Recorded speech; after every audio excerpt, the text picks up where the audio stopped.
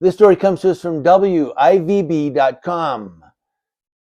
Out of Erie County, here's a story about a First Amendment auditor that is taking matters into his own hands, as they say. Yeah, an Erie County man who records videos in government buildings and publishes them on social media filed 2 lawsuits over the weekend that accuse a county, a town, a village, and 7 law enforcement officers of civil rights violations. Alden resident Daniel Warmus alleges in the first complaint that Wyoming County, its former sheriff, and 3 deputies wrongfully detained him on June 24th last year and attempted to restrict access in the county building without suspicion that he committed a crime. News 4 Investigates reported that Wyoming County incident, which raised questions about whether someone must sign in, thereby identifying themselves before entering a government building. So it raised questions about that. Do you have to sign in? Do you not have, that's the question that's been raised. Warmus posted a video of his encounter on YouTube on his channel, Auditing Erie County. So if you want to check out Auditing Erie County, this is that guy, which shows deputies confronting him about signing in as Dan Erie County and not his real name. How do they? Maybe that is his real name. I don't know. But who cares, right? He signed his name, Dan.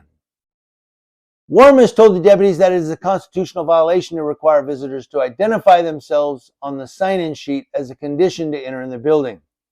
But the deputies didn't want to hear Warmus's legal arguments, and they rarely do want to hear your legal. We're not going to, even if the cops are wrong, and I'm not saying the cops are right or wrong in this one, but even on like a traffic stop, when they get the law wrong and you tell them, look, you quote the law to them, like the jaywalking thing. Well, no, it says, 2 intersections, blah, blah, blah.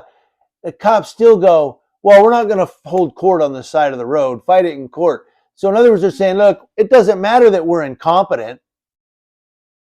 We're just here to arrest you and you just fight it in court. Isn't that called anarchy, or am I off on that? That's tyranny, I'm sure. If you're a police officer or you're a law enforcement officer, your job, the outlines or the conditions of your occupation are that you know the law.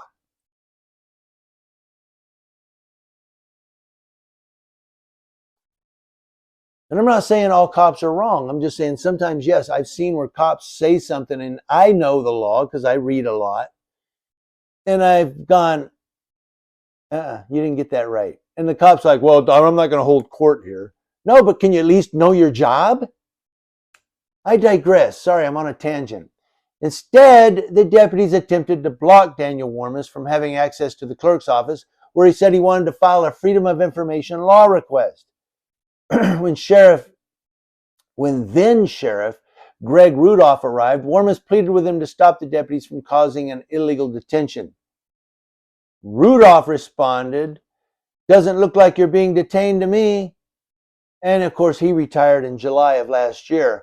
But at one point, deputies even locked the door to a hallway that leads to the clerk's office. One deputy told Warmus, "Get a real job." Oh, I love when they say that. Don't you have anything better to do? Don't you have anything better to do? Shouldn't you be patrolling? Anyway, I'm sorry. I need coffee. Well, I'm talking a lot here. Moving on. Sheriff, why is the door locked? Said Warmus. If they're going to allow public services to the public, what is going on here? You guys are violating my rights. To which Sheriff Rudolph responds, there's no rights being violated here. This one's really long. God, this is a long-ass story. But the bottom line here is now he's filing these civil rights lawsuits against the county, the town of Hamburg, a village of Blasdell, all these law enforcement officers. I mean, this guy is taking it he's taking it. And we'll see. I mean, I don't know if, that's what you got to do, though. In essence, you do have to fight the government. But, it's almost like fighting an uphill battle. It's like 2 guys fighting an army of 42, and you're at the bottom of the hill. Like, it's an uphill battle, baby, and it doesn't look good. But you got to keep doing it. Got to keep doing it. Do it at the voting booths. But really, doing YouTube videos, Instagram, Rumble, Twitter, Facebook, and any other social media videos that you can get out there really is educating people on what's going on. And with the videos that you guys are recording, people can see it firsthand. Oh, now I don't always agree with First Amendment audits. I'm going to get stepped on here, but sometimes I think, yeah, you guys take it a little too far. Who cares about the woman behind the glass typing on her computer? Who cares about that? Film in the lobby. Look, I'm filming the information here. Here's some pamphlets. All right. Look, oh, this beautiful furniture. What have you? Film the lobby. You know, stop being annoying and going, oh, look, this lady's typing on her computer. They're all working. Yeah, they're trying to work.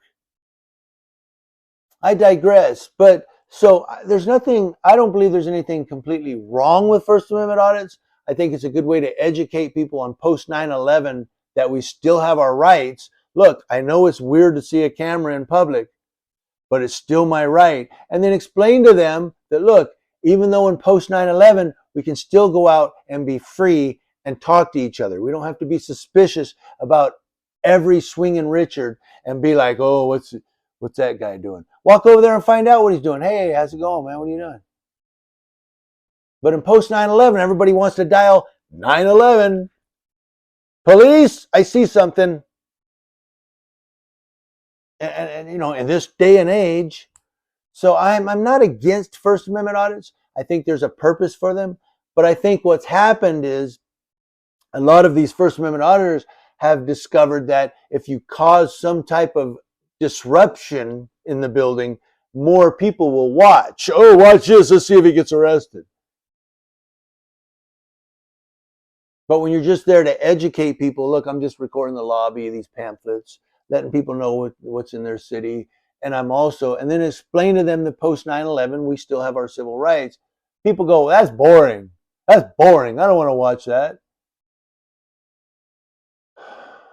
I don't know. I could go on for 2 hours on this, so I'm going to stop. But again, this guy said, you know what? My rights were violated, and I'm going to get compensated.